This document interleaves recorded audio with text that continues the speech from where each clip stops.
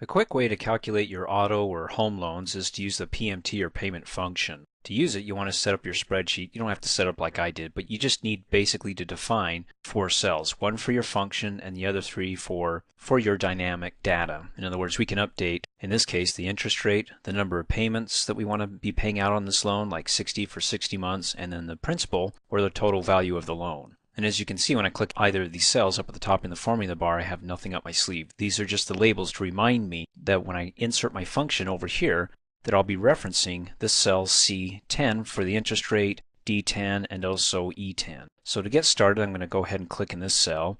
This is going to calculate my final monthly payment. Come up here on the Formulas tab to the function library, click on the financial drop-down arrow, scroll down, and click on PMT.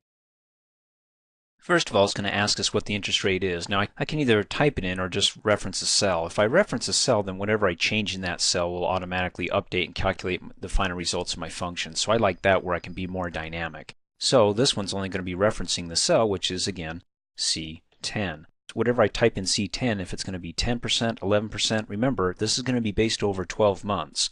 So I want to take the results of that cell and divide it by 12. So it's going to be whatever I punch in cell C10, and divide it by 12, which right now there's 0 in or nothing in C10. Next is the number of payments. You can see down here total number of payments for the loan. Well, I'm not going to type the actual number in because I want to be dynamic and update it later, so I'm just going to reference this cell, which is D10. And then the total present value or the principal of the loan and the total value, which again, I don't want to type it in here and be static. I want it to reference this cell. So whatever I type in this cell will give me the exact results over here. So again, this is going to be the reference of E10. So I've got C10, D10, E10. When I'm finished, go ahead and click OK. It gives me the typical error where it says, look, trying to calculate all this and divide it by nothing because I have nothing gives me the divider by 0 error. Of course, it's going to give me that because I have nothing over here. But when I start punching in the numbers here, it'll update over here. First of all, the interest rate. Now the interest rate, let's say, is 6%, so I'll type in 0.06, okay? Hit the tab key, and then the number of payments we can say is going to be for 60 payments or 60 months. Type that in, hit the tab key, and then the total amount of the loan or the principal we could say is $12,000. Hit the tab key, and then my monthly payment is going to be, well, it's a negative, less than for my pocketbook, $231.99. Now you can format these cells here so it looks a little bit better, like for example the interest rate here. When I come up and click on the home tab in the number group, it says it's a number, but I can click the drop down arrow and say you are going to be a percentage. Number of payments here, I don't need 2 decimal places, so I could either come up here and click on the drop down arrow and see if I can change it here, which I can't. I want to get rid of those 2 decimal places, so I'll do more number formats and say the down arrow so I don't have any decimal places. So the sample here is 60. Click OK. That looks better. And then the principal amount, 12,000. Well, I do want decimal places here. In fact, let's convert it to currency. Click on that. Come up here, click on the drop down arrow and do currency.